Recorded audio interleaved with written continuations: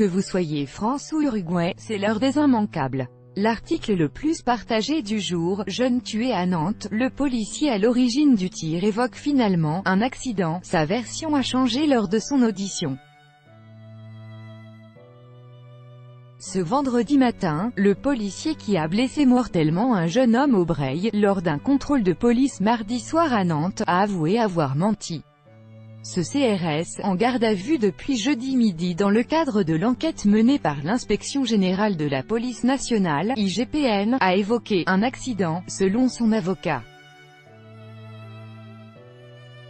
Selon plusieurs médias, le CRS mis en cause a raconté que le coup de feu était parti de façon involontaire, alors qu'il tentait d'empoigner le jeune conducteur par le bras et qu'il tenait son arme avec l'autre main.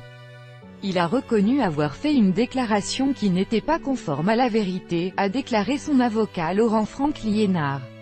Nous sommes en attente de son déferment.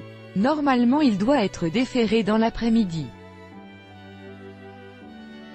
Interrogé par LCI, l'avocat poursuit, son premier réflexe a été de mentir mais il lui a fallu du temps pour se remettre, pour voir son avocat.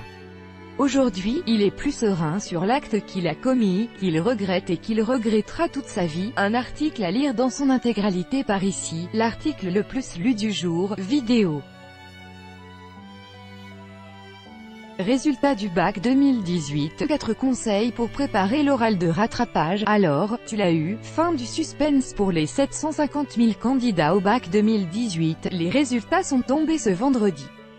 Alors que les néo-bacheliers vont pouvoir profiter d'un repos bien mérité, ceux qui n'ont pas décroché le précieux diplôme du premier coup vont devoir se remettre au travail ce week-end pour présenter les oraux de rattrapage lundi et mardi.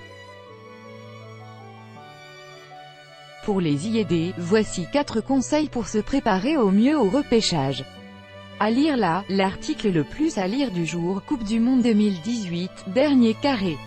La France bat l'Uruguay 2-0 et se qualifie pour la demi-finale. L'aventure continue pour l'équipe de France, et c'est énorme.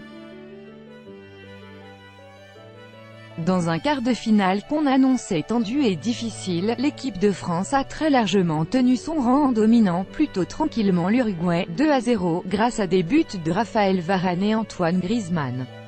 Voilà les Bleus de Didier Deschamps qualifiés pour la demi-finale de la Coupe du Monde, mardi à 20 h face au Brésil ou à la Belgique. Après un début de match assez difficile, les Bleus ont ensuite pris la maîtrise du jeu. La tête de Varane, sur un coup franc de Griezmann, est venue récompenser une première mi-temps solide et intelligente des Bleus. La suite, une grosse erreur de main du gardien Muslera, en début de deuxième période, sur une frappe flottante d'Antoine Griezmann. En attendant mardi, un résumé est à lire là.